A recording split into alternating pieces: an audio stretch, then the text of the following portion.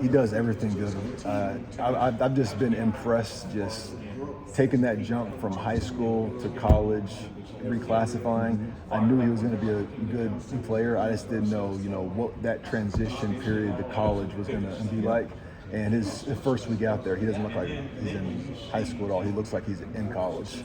But we've played him across the board. I think he gives us a lot of position flex, similar to Dev. So it might be something where it just depends on the week, depends on who's healthy.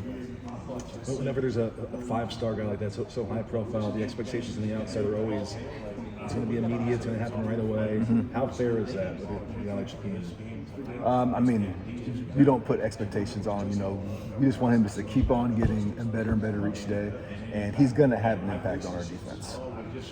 How rare is it to have a prospect who, he played so few games in high school that he's able to now translate. It's rare. Like I knew he'd be good, but just his first week, it just caught me off guard. Like, he looks like a grown man out there, and just seeing his strength, the way he gets off blocks, his ability to play end, to play three-tech. He's played shade. He's played just about everywhere up front, and he's done an outstanding job.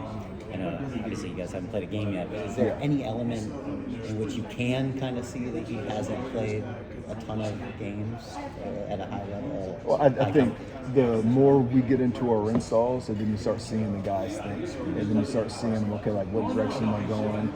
They move, so I need to go from a 4 to a 3. It seems small, but stuff like that's big. How do you balance giving a guy what he can handle versus too much, playing different spots, pulling back, giving more? How does that work sometimes? In spring, we try to do everything very, very slow. We want guys to have an understanding of the scheme, but at the same time, we want guys to be uncomfortable. So I'd say after week 2 or 3, we want guys to be uncomfortable, but not to the point to where you're playing too slow. So that's just something that we just try to engage as a staff. And certain individuals, they handle it better than others. So, there's some guys that at the end of spring, we used at more spots than others, because other guys we felt like we had to pull back some. How's Braylon Conley progressed this offseason? We've heard he's made some nice plays. What have you seen from him? He has. The biggest thing for him, he's been more consistent. Since he got here, he's shown that he can make plays. At that position, it's just about consistency. It's not about how good your good plays are. It's about how bad your bad plays are. And he's done a very good job of just narrowing that gap. You were pursued by another program this offseason. Why'd you stay at USC? I'm just excited about the direction of the program. Love the staff. Love the players here. Just couldn't imagine myself coaching anybody else. Yeah, it really feels like you guys are building something. And to you, in this build, what does a successful year 2 look like? Being better than year 1. Our goal when we got here was, we don't care what we were ranked before, let's just be better than before, and that's the same goal we have this next year. Did it make your decision to stay any harder that it was Penn State, that is your alma mater? It was a little tougher, haven't been back there really since I played, but again, just the people we have here, it was just too tough to leave. Maybe looked at Kamari at nickel a little bit this spring. Is that a spot that he could actually end up at, or is it just more of an experiment thing? We played him in the slot at times in the fall. We have different packages where you're going to see him playing safety, you'll see him in the slot, you'll see him at dime. We're going to play him kind of all around. We just think he's a guy that, outside of corner, there's really nowhere on the field he can't play. So how has that nickel spot overall been developed? It's still a competition. We've had a lot of different body types in there. We've had some corners in there. We've had some safeties in there. We worked some inside backers in there. And then we're doing a lot more stuff at a base where you might see a guy like Braylon Shelby or something like that in there. When you guys shut down when Eric decided to take the red shirts last year, how much did that change this defense and kind of what you were able to do, given them such a versatile weapon? We just weren't able to do quite as much. There's not a lot of inside backers that can do all the stuff that EG does. So when you have him on the field, you can get very creative. He can play nickel, he can play Mike, he can play Will, he can play Sam, he can play end. And to be able to do all that stuff without subbing can create issues for an offense. And when we didn't have him, you just kind of lost that element. So we're excited to get him back. I remember when he first came here, he talked about Micah Parsons being an influence on how he wanted to play. Seems like he's kind of stepping closer to that, right? Being able to play coverage, linebacker, on the edge. Just like his size and length and space, like it's hard to really compare to anybody. He's his own guy. We didn't get to talk to him this spring. How did you see him deal with that setback last year? He started the season so strong and then had to shut things down and wait, and by this time, how did you see him emotionally, psychologically deal with that? Man, it made him hungrier. When he got back for that goal prep, it was the hardest I've seen him practice, the most consistent. When he came back for spring ball, his weight's been consistently over 220. Just from his communication, just from the details, you could just tell he's taking it a lot more serious this time around.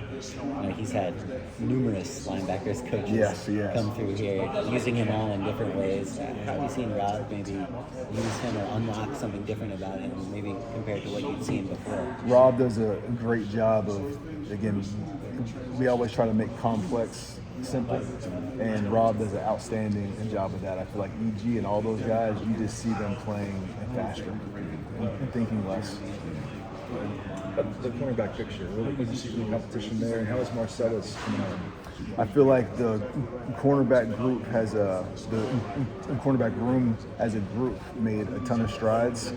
It's still open competition. We had different guys going with the starters each day. We want everyone to get a fair shot. Everyone did some good things. Everyone has things they need to improve on. So now we're just looking to see who's going to separate themselves from now until the end of camp. The Carlos didn't think he would get this extra year. It's kind of a bonus for him. Mm-hmm. What was it like getting a veteran guy back in that room? And what more can he still show from his skill set, his game? It was huge just because we lost so many guys. So having some guys in the room that have played in this scheme are huge. And then a guy for D-Nick, like he's still somewhat new to the position. So even though he's a senior, like there's still things he needs to improve on. So you look at week 1 to now, like he made a ton of strides.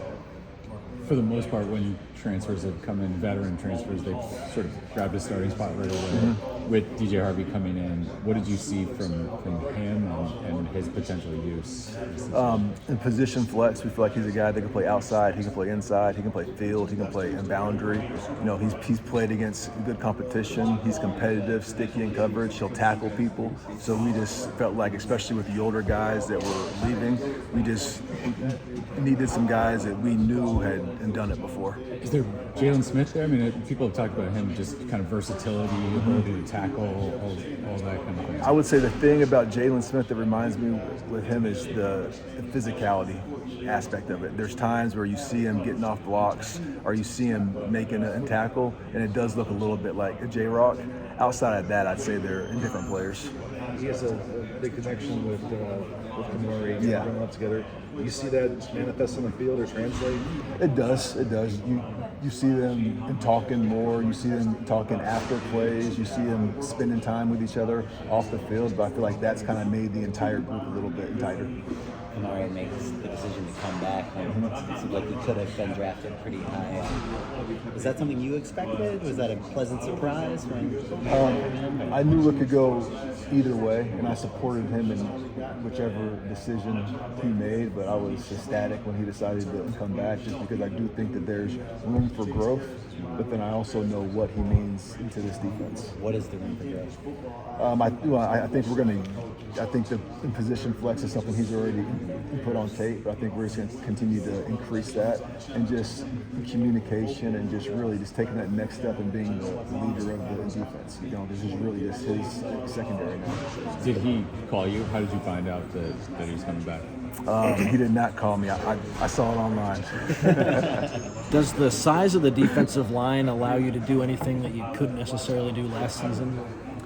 I think it's going to depend situationally, but like I was saying before, there's definitely some fronts that we like more that we didn't have as much this past year. Hopefully it allows us to blitz when we want to and not because we have to, so we can do some different stuff from a coverage standpoint. And then with Kamari, I think he's going to be the only guy who's ever played 3 years with you as a defensive coordinator, right? Yes. It's pretty rare that that's just one guy. What does that mean to you, and what does that allow him to do? Like, now he's going to be even more of an expert than anyone else. Yeah. Is that a big reason why he's being so versatile and moving around? Yeah, I mean, the thing with him, it's been cool. Like, each year you've seen him take steps. Like, some guys you might coach for 2 or 3 years and they're really the same player. You've seen him take steps each year, not just physically but mentally also. So each year he understands the scheme more. You can put more on his plate each year, and that just allows us to always make sure we can put our best 11 on the field, and he's kind of like that plug that can just fill it. When you look back on last season, the new conference, what were some takeaways you had about being in the Big Ten that you can use for this upcoming season? I know you might have to think for a second. Just the physicality of the conference. Okay. Like, in the Pac-12, you might play Utah, and then you have like 3 or 4 weeks before you play Oregon State. Then you might have 3 or 4 weeks before you play Arizona. Whereas in the Big Ten, it's every single week. So it's just from a roster standpoint, making sure that we're built, but then also, how are we recovering? How are we taking care of our bodies? How are we taking care of these kids in practice to make sure that we're healthy? I think all that stuff plays into it. Well, going back to the D-line, which of the returning interior guys have made the biggest leap? And then the guy we haven't heard really anything about is Carlin Jones. Where is he at with everything? In Carlin, we didn't get a chance to see much because of injuries. Yeah. Since he's been healthy, this is really his first time on the field. He's been doing an outstanding job. As far as guys interior, I hate singling just one guy out because everyone's been doing good, but I'm going to say Dev. Just because I feel like Dev is taking a big step inside, but he's also taking a big step outside. And I've just been super impressed with just how he's grown on and off the field, and he's really surprised me this spring. What's the goal up front in terms of just number of guys that can contribute? Where do you feel you are right now? Can describe it. We feel like we're good. We feel like we have enough depth inside and outside to where, we have 2 deep plus a couple others to where, we can go in the entire game. And it doesn't have to be where we just have 3 interior guys and 3 guys on the edge, and you just have to make it work with those guys all game. So I just think our guys will be able to stay healthier and fresh. I know Connor asked about it earlier about the pass rush. What gives you confidence that you will get more sack production than last year? What do you see that makes you believe that? I think we've done a better job just this spring affecting the quarterback. And it's not always with sacks. Sometimes it's just compressing the pocket. Sometimes it's stopping the run. So it's putting you in better situations to where we can get after the quarterback. I'd say that's probably going to be the biggest thing is, can we be better against the run? So now that gives us more opportunities. We're on second down now. We can get after the key instead of having to stop the run twice. What was it that stood out to you most about Keyshawn in terms of selling him in the portal? He's a pro. He reminded us off the field of Gavin almost. And even though he hasn't been with us in spring, the last couple weeks he's able to do walkthroughs. And since he's been out there, you feel like you have a pro out there. He knows all the checks. He communicates more than everybody. You trust him out there. Despite just stepping into the defense, he's still able to communicate with them. Yeah. What have you learned about the linebacker that's behind Dez and Ed? We've been getting all those guys a ton of reps. Depth-wise, I feel like we have a good group that can play both Mike and Will. But we still need to make a ton of strides. I thought Jaden did an outstanding job. I feel like Tone, his transition from DB to safety in the middle of the fall, that can be tough sometimes. I think now that he's had an entire offseason in that room, you've seen him taking strides. Garrison's improved, so all those guys have improved. What's the best way to utilize Eric Gentry? $1 million question. the best way to utilize him is to keep the offense guessing. Okay. And with a guy with his injury history, how do you balance not wanting to use him too much to put him potentially in harm's way, but it's football and you kind of have to deal with that? You know, he's a guy you never want to take off the field, but again, because we have some depth, we're going to have to take him off the field at times. Because again, I think it's important that we keep him healthy for the entire year. So there might be times where on third down you don't see him on the field. There might be times where we let Jaden play a drive or two just to ensure that we can keep him healthy. We talked about versatility with Eric Entry, versatility with Kamari, the defensive line that can move all over. How much already exists that you're pulling from, and how much are you sort of mad scientists, like up all night coming up with stuff for some of these guys? Last year was more up all night. This year, I think because we have more guys that can do things, it makes it a little bit easier on us as a staff. We don't do a ton of it in the spring because we like just being game plan specific with it, but it's exciting. You know, the more guys you have that can do different things, it just allows you to just get in different looks, different coverages, different fronts, but do it with the same people on the field. Has there been anyone who's surprised you in spring camp, maybe a first-year guy, or maybe like a guy like Cameron Fountain who's improved year to year, just anyone who really caught your attention? And I know the common answer is the whole team, but anyone in particular, and if you don't have anyone, that's fine. I'm going to say Jakeem. Okay. You know, I can't speak enough about just how impressed I was just enrolling early, reclassifying. You know, he's supposed to be a junior in high school, and you watch our practice and he looks like he's a junior in college. That's just super impressive. Did you, sometimes with guys that get that much recruiting attention too, there's a little bit of let's prove it, like the guys kind of put it on him a little bit more. What was your sense of him just showing up, maybe accepting some of that and having to play above that? He's so mature that even though he was a big time prospect, when you brought him in all these trips, like he acted as if, you know, he needed to come here and just earn it from the scratch. Like he acted like he was a one-star prospect. He's super hungry. He's super humble. Works hard. Takes coaching. You know, he checks all the boxes. With Desmond in the middle, how comfortable, confident are you in sort of handing things to him and having him run stuff? Super confident. You know, he got some playing time in the fall. The more he played, the more comfortable he got. The biggest thing for him now is, okay, now being the mic, now you need to be that vocal leader also. And he's taken that step this spring, but just from athletic ability, like, you know, he's an athletic freak. He's a will playing mic. So we have the ability to play him at both spots. And then from a mental standpoint, I'm just impressed again. Like some guys, year 1 to year 2, they don't take those jumps. He's a completely different player this spring than he was this past spring. Do you have a dream job in football? Right now, it's here. Do you have aspirations to get back into the NFL at some point? Or is it kind of, you know, we'll see?